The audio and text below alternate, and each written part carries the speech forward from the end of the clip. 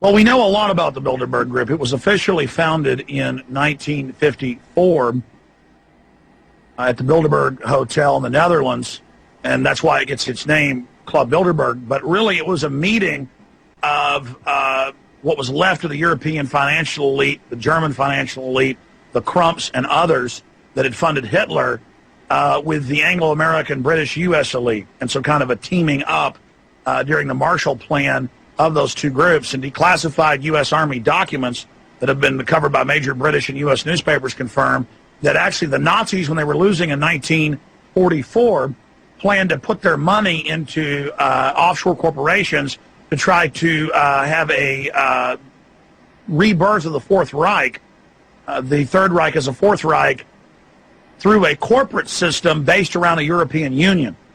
And so it's on record that the Nazi Prince Bernhard of the Netherlands, consort to the Queen, Queen Beatrix, actually set up the Bilderberg Group meeting officially in '54, but it was set up really before that.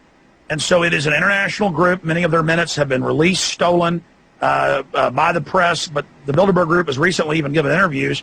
Etienne Davignon, the Viscount that is the chairman of it, admitting that they set up the European Union by stealth. So this is world domination by 130 of the richest royalty and financial oligarchs and industrial oligarchs in the world, who combine their forces together to overthrow democratic processes worldwide and to bring in a one world government run by private international banks that we will pay our fraudulent fake carbon taxes to. And all these decades we've warned people, they've now admitted it all and are kind of coming out in the open, announcing they want a world government to control every facet of our lives. So this is world tyranny, world imperialism by a group of private banks that use command and control economies, socialist economies predominantly, to socialize the country's wealth, but then conduit that to the private bankers above them. Sure, we know quite a bit now because of declassified Army documents that have been in the U.S. and British press recently.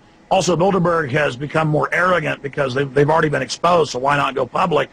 Releasing documents how they covertly set up the European Union with the Treaty of Rome in 1957, though the public's told the European Union was set up in 2000. The Bilderberg Group is 130 royalty, bankers, heads of industry, who've been officially meeting since 1954, and their stated goal is to set up global governance or world government based around a European Union in allied operations with the Anglo-American establishment based in the United States and England. And in 1954 was the first official meeting, but it's been declassified in U.S. Army documents that the Germans knew they were going to lose by 1944.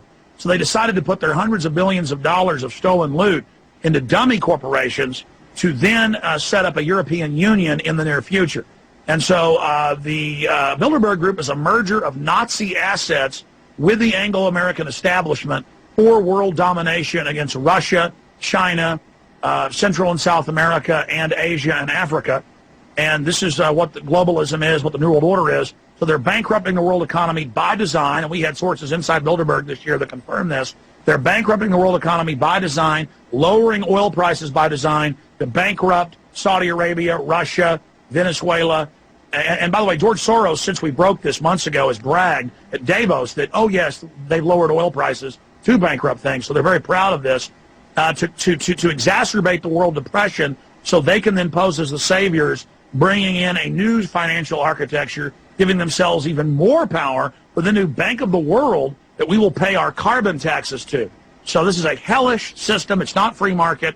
It is private oligarchs who are tired of having to work through governments they control, openly setting up a world government of their own, and then having the governments that they bought and paid for sign on through treaties as signatures to that system. And Bilderberg 2009 had the greatest security that we've ever seen. Bilderberg 2009, they arrested dozens and dozens of private citizens just walking down the beach. London Guardian reporter Charlie Skelton was arrested twice. American Free Press reporters were arrested. Just regular tourists for a 2.5-mile area were arrested. They had the Army, the Navy, the Marines out guarding it there in Greece, right outside Athens. Just absolutely amazing. And the list of the Bilderberg Group, which they now release, is out. And we do now know what their agenda for 2009-2010 is. The agenda is to accelerate the depression worldwide and to make it as bad as they can and as fast as they can so that they can bring the world to their knees, panic the public into giving into this new financial world government architecture that will openly be run by a private consortium of central bank owning families. And so they're making a mad gamble for the entire planet. They also want to set up a World Health Organization as a global health department with control over every nation. They want their new International Criminal Court. They want all nations to sign on to that and waive all their sovereign rights. They want to increase the size of the world army built around NATO. They want to smash the anti-Libsyn treaty movements because every time Europe gets a chance to vote, which they normally don't against the Euro expansion, they say no. So they're very upset that France has said no. Others of countries like Ireland have said no. So they're going to try to force another vote. And if that fails, they're just going to have the European Union Parliament implement these expansions of powers without having a vote.